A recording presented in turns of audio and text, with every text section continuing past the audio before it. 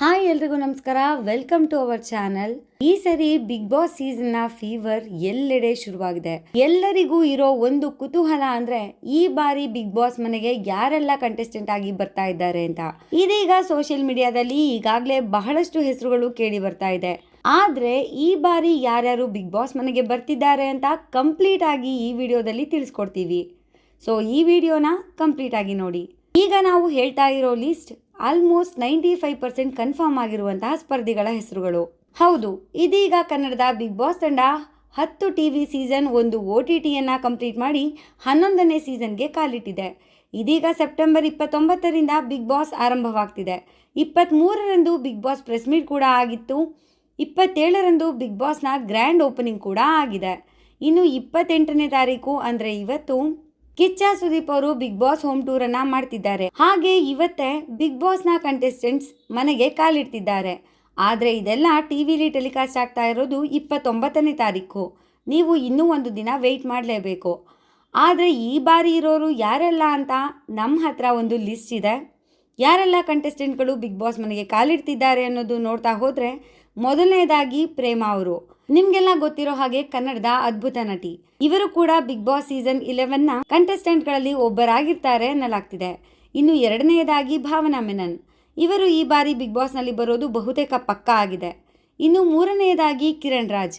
ಅವರ ಹೆಸರು ಕೇಳಿ ಬಂದಿತ್ತು. ಆದರೆ ಇದೀಗ ಕಿರಣ್ ರಾಜ್ ಅವರೇ ಸ್ವತಃ ನಾನು ಬಿಗ್ ಬಾಸ್ ಮನೆಗೆ ಬರ್ತಿಲ್ಲ ಅನ್ನೋದನ್ನ ಖಾತ್ರಿಪಡಿಸಿದ್ದಾರೆ.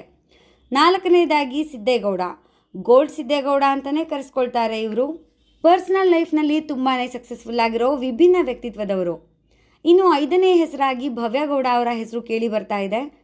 ಹಾಗೆ ಗಿಲ್ಲಿ ನಟ ಅವರ ಹೆಸರು ಕೂಡ ಕೇಳಿ ಬರ್ತಾ ಇದೆ.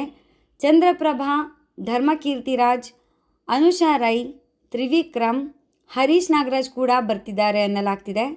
ಹಾಗೆ ಇನ್ನೊಂದು ಮೋಸ್ಟ್ ಸರ್ಪ್ರೈಸಿಂಗ್ಲಿ ಬಹಳ ದಿನಗಳ ನಂತರ ಪಂಕಜ್, ಎಸ್ ನಾರಾಯಣ್ ಅವರ ಪುತ್ರ ಪಂಕಜ್ ಅವರು ಕೂಡ ಬಿಗ್ ಬಾಸ್ಗೆ ಬರ್ತಿದ್ದಾರೆ. ಅದ್ರ ಮೂಲಕ ನಮಗೆಲ್ಲ ತೆರೆ ಮೇಲೆ ಮತ್ತೊಮ್ಮೆ ಕಾಣಸಿಗ್ತಿದ್ದಾರೆ ಅಂತ ಹೇಳಬಹುದು.